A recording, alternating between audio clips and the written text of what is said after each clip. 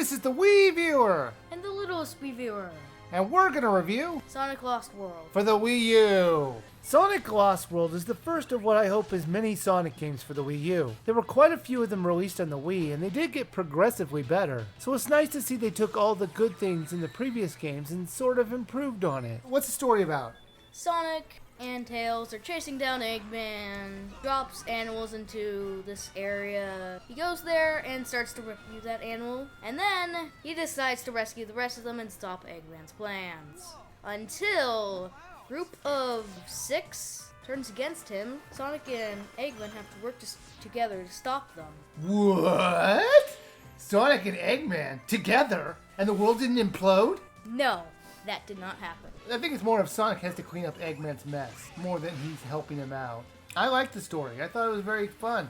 Because when you finish levels, the story keeps playing out. Plays out a lot more than I would have expected. That's something I want to say. The beginning and the end of every level, you have a cutscene. The fact that this one actually took the time out, something that Mario never did, they actually made a decent storyline. I mean, it's not, it's not going to be Shakespeare. It's good for a Sonic game. The levels play out on what would you call like a tubular fashion? Yeah, pretty much like that. He can move all around that tube, so you don't always have to follow a straight path. Sometimes you can go in different directions. So there was a lot of replayability because you could go in different ways. And I thought that was fantastic. What did you think? It was fun. Sometimes it'd be 3D, sometimes it'd be 2D. The controls were a little wonky at times, wouldn't you agree? Locking on wasn't as precise as... Well, locking on is never precise in these games. This one, it was about the same as all the other games we played. It's just, it's needed a lot more in this game because of the quick action. Something about the locking on, there's actually something that I think is new to this game. If you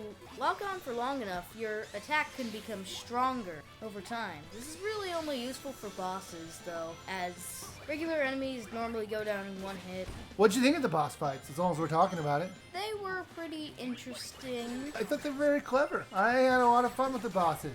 What would you consider this game to be in difficulty level? Like any game in the series, you just try to grab one ring after getting hit, but that's not always the easiest thing to do, especially when you're on an auto-running level, which is pretty much completely impossible to do. So how difficult would you say this game is? It's kind of difficult. I like the idea of not just branching paths, but different parts of the world to jump in, like in Mario Galaxy. And yes, you're going to have to compare this game to Mario Galaxy, because the core idea is basically the same. Galaxy is still better though, but it does work well for a Sonic game as well. Like I said, most of the levels are kind of tubular, and you're running across and you decide which way you want to go. Some paths are easier, some paths are harder. There's enemies that you can turn back into animals. You have to get a certain amount of animals to get to Act 4 of each world. There were also special abilities you can get through the levels that did multiple things, like drilling you under the ground or pushing you forward really far. What did you think of those abilities? They were pretty fun.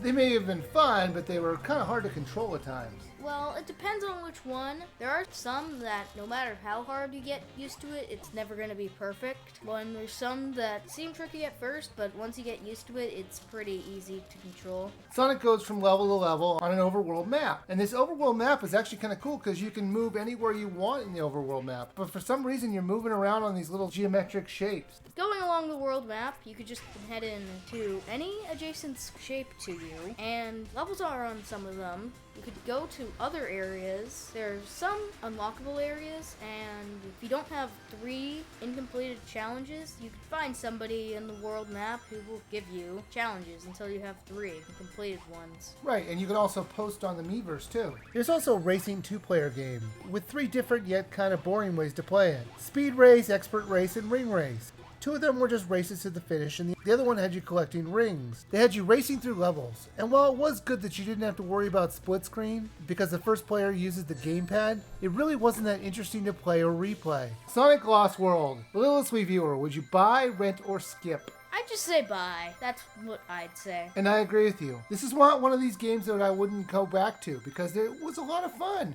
and there were multiple paths you could do.